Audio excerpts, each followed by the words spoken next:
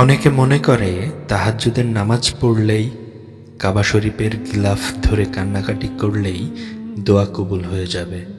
কিন্তু বাস্তবতা হলো, দোয়া কবুলের জন্য শুধু আমল নয়, প্রয়োজন পবিত্র জীবন ও খাঁটি তওবা। নবী করিম সাল্লাল্লাহু আলাইহি ওয়াসাল্লাম বলেছেন, বান্দা যখন তার রবকে ডাকে, আল্লাহ তখন বলেন, আমি সাড়া দিলাম। তবে কিছু গুনাহ এমন আছে যা তোবা কবুলের পথে বড় বাধা হয়ে দাঁড়ায়।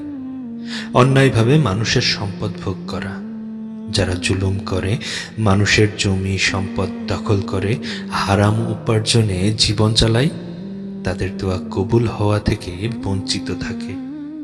নবী সাল্লাল্লাহু আলাইহি ওয়াসাল্লাম বলেন, আল্লাহ পবিত্র, তিনি শুধু পবিত্র জিনিসই কবুল করেন। হারাম উপার্জন, জুলুম আর দখলদারির সাথে দোয়ার কোনো সম্পর্ক নেই।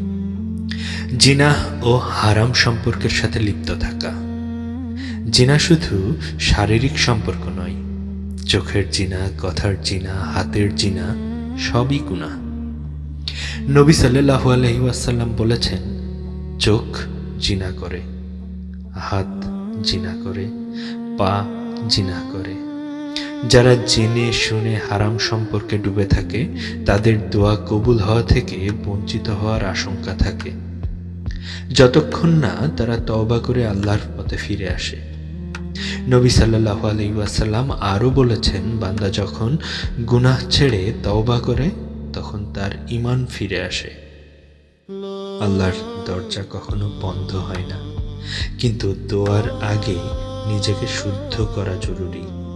হে আল্লাহ, আমাদেরকে হারাম থেকে বাঁচাও, জুলুম ও ব্যভিচার থেকে হেফাজত করো, পবিত্র উপার্জন, কবুলযোগ্য দোয়ার তৌফিক দান